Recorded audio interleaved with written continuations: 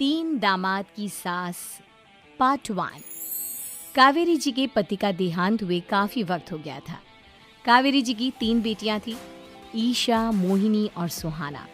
तीनों ही काफी होशियार और नौकरी करने वाली थी, लेकिन उन तीनों से कावेरी जी इतना प्यार करती थी कि उनकी शादी की उम्र होने पर भी उन्हें पराये घर भेजने का उनका मन ही नहीं हुआ। अरे तुम तीनों मेरे कलेजे का टुकड़ा हो। जब भी तुम्हारी शादी के बारे में सोचती हूँ ना, बड़ा डर लगता है। सही कहती हो मम्मी, हम भी आपसे बहुत प्यार करते हैं। हाँ, मम्मी पापा की जाने के बाद अब बिल्कुल अकेली हो गई हैं। और मम्मी, अगर हम तीनों शादी करके चले गए तो आपका ख्याल कौन रखेगा? लेकिन अपनी खुशी की वजह से मैं तुम तीनों को बिना शादी के भी तो नहीं देख सकती ना बेटा।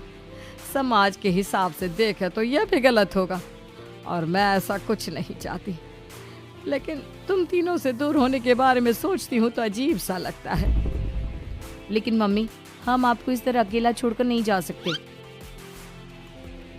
एक काम करते हैं मम्मी, शादी के बाद ना आप मेरे साथ मेरे ससुराल में चलना और मेरे साथ ही रहना। अच्छा, और तेरी सास मुझे रहने देगी तेरे ससुराल में? अरे बेटा, वहाँ ऐसा नहीं होता। बेटी की माँ कभी अपनी बेटी के ससुराल जाकर नहीं रह सकती। एक काम करते हैं माँ, आप ईशा और सुहानी की शादी कर दीजिए और मैं हमेशा आपका बेटा बनकर आपके साथ ही रहूँगी। मुझे नहीं करनी शादी। अरे मेरी बेटियाँ मुझसे कितना प्यार करती है, मेरी वजह से अपनी पूरी जिंदगी दांव पर लगाने को तैयार है। लेकिन मैंने ना इससे भी एक अच्छा उपाय सोचा है। क्या मम्मी? अगर आपके पास कोई सोल्यूशन है तो फिर क्यों परेशान हो आप? बताइए, क्या करना चाहती हैं आप? मैंने सोचा है कि अखबार में इश्तिहार देकर तुम तीनों के लिए 3 घर जमाई दामाद ढूंढ लूंगी। वैसे भी नौकरी तो तुम तीनों अच्छे से कर लेती हो, कमा भी अच्छा खासा लेती हो। कोई भी लड़का तैयार हो जाएगा तुमसे शादी करने के लिए। अरे मम्मी, ये हुई ना बात। इससे हमें आपसे दूर भी नहीं जाना पड़ेगा और आपको अकेला भी नहीं रहना पड़ेगा। हाँ मम्मी, ये बहुत अच्छा तरीका है। मैं तो कहती हूँ आज ही अखबार में ऐड निकलवा देते हैं।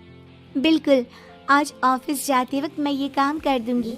और कुछ ही दिनों के बाद कावेरी जी को 3 घर जमाई दामाद विवेक, सुमित और अविनाश मिल जाते हैं और वो उन तीनों लड़कों से अपनी तीनों बेटियों की शादी करवा देती है। शादी के कुछ दिन के बाद, अरे अब शादी हो गई, छुट्टियां खत्म, तुम तीनों जाकर नौकरी करो, कुछ काम करो। अरे मम्मी जी, कमाल करती हैं आप। अब घर जमाए इसलिए थोड़ी ना बनाए कि हम बाहर जाकर नौकरी करें। मम्मी जी, मेरा तो घर जमाई बनने का मकसद ही यही था कि कमाने वाली बीवी मिल जाए। बाहर जाकर काम करने से तो मेरा दिल घबराता है। घर का कोई काम है तो बता दीजिए मुझे। अगर ऐसी बात है तो शाम का खाना बनाओ। मेरी बेटियां नौकरी से थकी हारी आती है, अब नौकरी नहीं कर सकते तो कोई बात नहीं, घर का काम करो तुम लोग।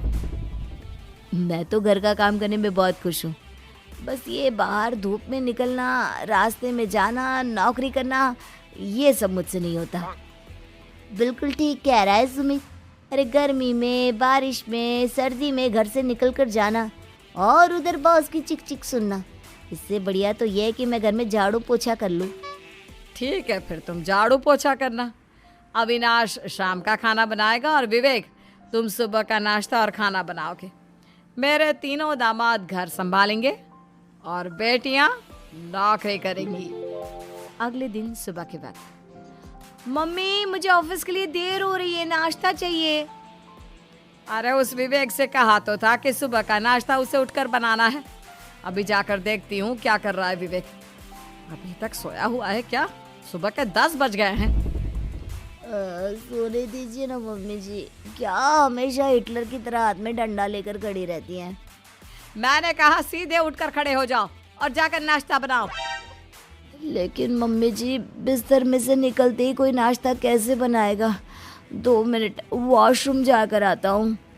बिल्कुल नहीं, सीधे रसोई में पहुंचो, मेरी बेटी को ऑफिस जाने में देर हो रही है। कुछ देर के बाद, हे भगवान, दोपहर के 12 बजे हैं लेकिन घर इतना गंदा पड़ा है। सुमित से कहा था मैंने समय पर झाड़ू पोछा कर देना। सुमित, कहाँ हो तुम? क्या हुआ मम्मी जी, सुबह की चाय तो पीने दीजिए। आप भी हद करती हैं, चिल्लाती ही रहती है। ये सुबह की चाय है या दोपहर की चाय? अगर तुम 12 बजे उठकर सुबह की चाय पियोगे तो क्या शाम का खाना रात के 3 बजे खाओगे? मम्मी जी चिल्लाइए मत, बताइए बात क्या है। अरे 12 बज चुके हैं, अभी तक झाड़ू पोछा नहीं हुआ। घर में देखो कितनी गंदगी है। अच्छा, तो आप इसलिए परेशान हैं।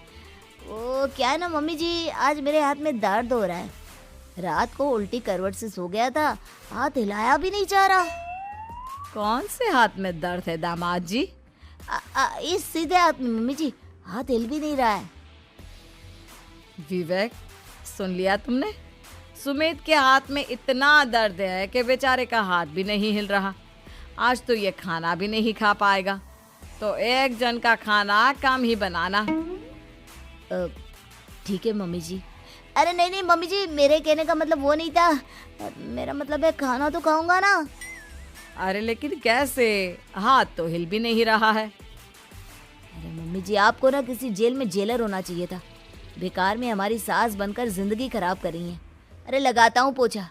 एक बेचारा घर जमाई और कर भी क्या सकता है। शाम को जब ईशा, सुहाना और मोहिनी ऑफिस से लौट कर आती हैं। मम्मी, शाम के खाने में क्या बना है? अब ये तो तेरे पति को ही मालूम होगा ना बेटा, उसने ही खाने की जिम्मेदारी ली थी। लगता है मम्मी आपने ये घर जमाए वाला तरीका अपनाकर मुसीबत मोल ले ली है। आपके तीनों घर जमाए कितने आलसी हैं। मेरे वाले को देखो, दोपहर के 12 बजे सुबह की चाय पीता है और काम क्या करना चाहता था? घर का झाड़ू पोछा। मम्मी बता रही थी कि आज उसने घर का झाड़ू पोछा शाम के 5 बजे किया था। अब क्या बताऊं बेटा, सुबह से हाथ दर्द का बहाना करके बैठ गया था। कहता है हाथ में बहुत दर्द हो रहा है, हिला भी नहीं जा रहा। सब बहाने मम्मी। ये तीनों घर जमाए मिलकर ना बस बैठकर खाना खाना चाहते हैं, काम धाम तो बिल्कुल नहीं करना चाहते। अरे लेकिन ऐसे काम नहीं चलेगा ना, मुझे इन तीनों को सबक सिखाना ही पड़ेगा। अरे तो मम्मी, आप हिटलर से कम है क्या? आपने जब हम तीनों को सबक सिखा कर इतना लायक बना दिया, तो इन तीनों नालायक दामाद को भी आप कुछ न कुछ तो बना ही देंगी।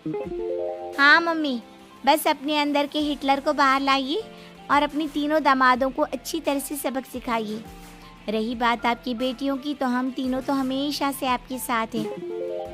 अरे लेकिन बेटा, इस काम के लिए तुम तीनों को मेहनत करनी पड़ेगी। कैसी मेहनत मम्मी? ऑफिस में तो वैसे ही बहुत मेहनत करते हैं हम तीनों।